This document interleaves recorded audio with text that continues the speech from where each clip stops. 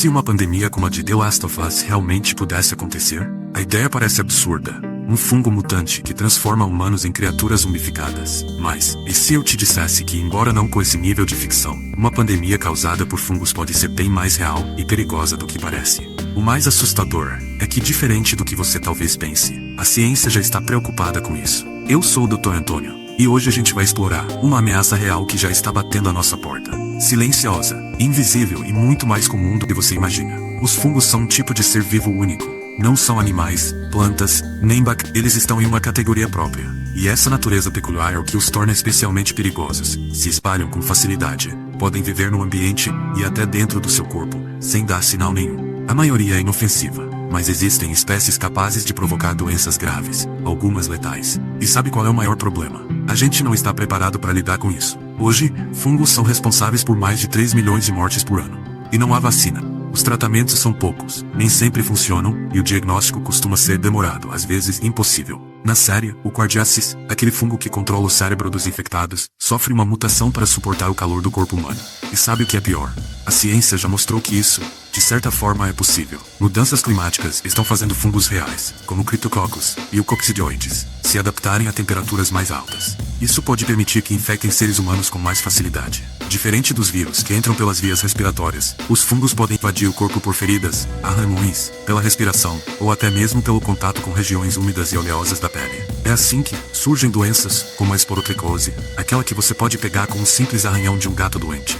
Ou uma micose de unha, que parece inofensiva, mas pode abrir portas para complicações graves em pessoas com imunidade baixa. A real ameaça de uma pandemia fúngica não está em monstros. Está na invisibilidade, na dificuldade de diagnóstico, e no fato de que muitas vezes, os sintomas dessas infecções são confundidos com os de doenças comuns, como gripes ou pneumonias. Um dos grandes desafios das infecções fúngicas é que elas quase nunca se apresentam de forma clara. Febre, tosse, dor no peito, dificuldade para respirar, tudo isso pode ser confundido com uma gripe comum, Covid ou até pneumonia bacteriana. E é aí que o problema começa. Quando um paciente chega ao hospital com sintomas assim, a última hipótese que vem à mente do médico é uma infecção por fungo. Primeiro, ele vai pensar em vírus, depois em bactérias. Só lá no fim, quando nenhum tratamento funcionar, é que os fungos entram no radar. Nesse tempo, o paciente continua piorando. E se for uma doença contagiosa, pode estar transmitindo para outras pessoas sem ninguém perceber. Mesmo quando há suspeita de fungo, confirmar o diagnóstico é outra batalha. Hoje, os testes mais usados consistem em coletar amostras, como sangue ou secreções respiratórias, e esperar para ver se o fungo cresce em laboratório. Esse processo pode levar semanas. E o pior, muitos fungos simplesmente não crescem em laboratório.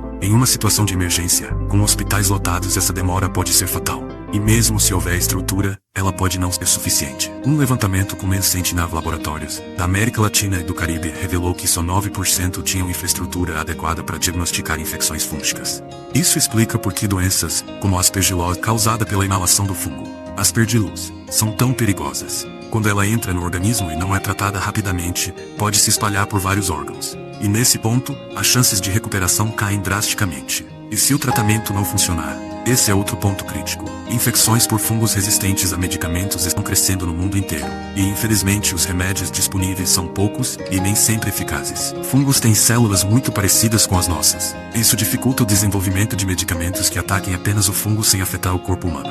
É por isso que os antifúngicos podem ser tóxicos para rins, fígado e outros órgãos, especialmente quando usados por longos períodos. Hoje, existem mais de 30 tipos de antibióticos para tratar bactérias. Quando o assunto é fungo, são só 5 tipos principais de antifúngicos no mercado. E essa escassez representa um risco enorme. Se um fungo resistente começa a circular, ele pode sobreviver a todos os tratamentos disponíveis. O uso contínuo de antifúngicos elimina os fungos mais fracos, mas deixa os resistentes com espaço e alimento de sobra para se multiplicar. Quando o sistema imunológico do paciente não dá conta de conter essa infecção sozinho, restam poucas alternativas, ou nenhuma. Casos assim não são ficção.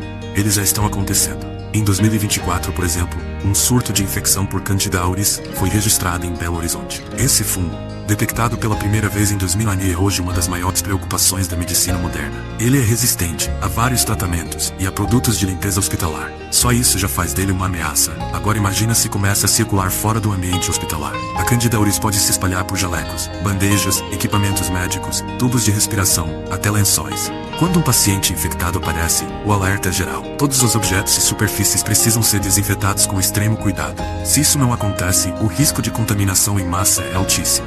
O cenário de pandemia, nesse caso, não viria de um fungo controlando a mente das pessoas, mas de um agente infeccioso invisível, silencioso, que escapa das barreiras tradicionais de limpeza e se espalha por onde passa.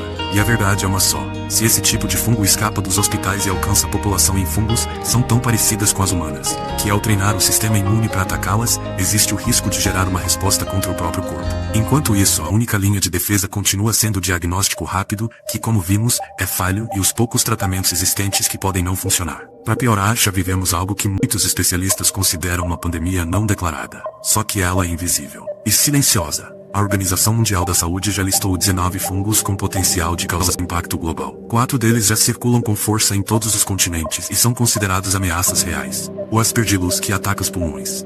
A Candida auris, resistente a remédios. A Candida albicans, que vive no corpo da maioria das pessoas e causa infecções quando a imunidade cai. E o Cryptococcus neoformans, que também entra pela respiração e pode atingir o sistema nervoso. Esses fungos já matam milhões de pessoas por ano. Só não ouvimos falar tanto porque, até agora, os surtos são mais comuns em populações vulneráveis. Pessoas com HIV, em tratamento de câncer, transplantados ou vivendo em extrema pobreza, sem acesso a saneamento e saúde básica. E é justamente por afetar principalmente as populações mais vulneráveis que essa ameaça recebe tão pouca atenção. Nos países mais pobres, onde o acesso a diagnósticos e tratamentos é limitado, essas infecções ganham força, sem fazer barulho. Não viram manchete, não viram alerta internacional, mas estão lá causando mortes todos os dias. Os fungos oportunistas são especialistas em se aproveitar do descaso. Eles não escolhem as vítimas à toa, atacam quem já está com o organismo fragilizado, seja por uma doença, por falta de alimentação adequada ou por viver em ambientes insalubres. Enquanto isso, os países com mais estrutura, que poderiam liderar iniciativas de prevenção, investem pouco. A produção de novos medicamentos está atrasada. Os testes continuam escassos. E, ano após ano, as estatísticas só aumentam. Se a gente fosse olhar para a ficção de The Last of Us, talvez o último de nós não fosse o ser humano tentando sobreviver ao apocalipse, mas sim o sistema de saúde, tentando resistir ao abandono. Porque, no fundo, o problema não são os fungos. Eles são parte fundamental da natureza, essenciais no ciclo da vida. O problema é como a sociedade escolhe lidar com eles. Ou, melhor dizendo, ignorar o que está diante dos nossos olhos. Não estamos preparados para uma pandemia de fungos, mas precisamos estar. Os sinais já estão aí. Diagnósticos lentos, resistência a medicamentos, falta de vacinas, surtos silenciosos. A ciência vem alertando há anos. E ainda assim, a sensação é de que estamos empurrando o problema para frente, esperando que ele não nos alcance. Mas ele vai. E quando chegar, vai cobrar um preço alto de quem não se antecipou. Então aí, saúde, se esse conteúdo te ajudou a enxergar essa realidade por um novo ângulo. Deixa o like, comenta aqui embaixo o que achou e se inscreve no canal. É com seu apoio que conseguimos continuar trazendo informação de qualidade, com profundidade e responsabilidade. Um grande abraço.